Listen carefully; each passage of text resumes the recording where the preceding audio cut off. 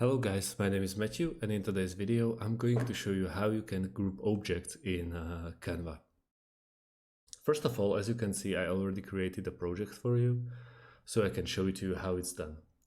Let's say you have a couple of separate objects on your screen.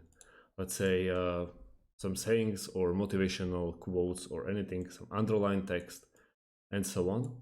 And if you're really tired of centering it or putting it under one another, which is completely fine, but also it takes a lot of time, you can just go outside of the text and press left click and square all those images or sayings or text out, and you want to go to the top right corner with group, and all of a sudden you can move it as one.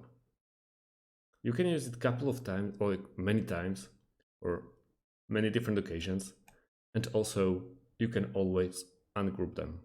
So see, if you don't like the position, group them again and you can play with it. Well, that's about it. Thanks for watching and see you in the next video.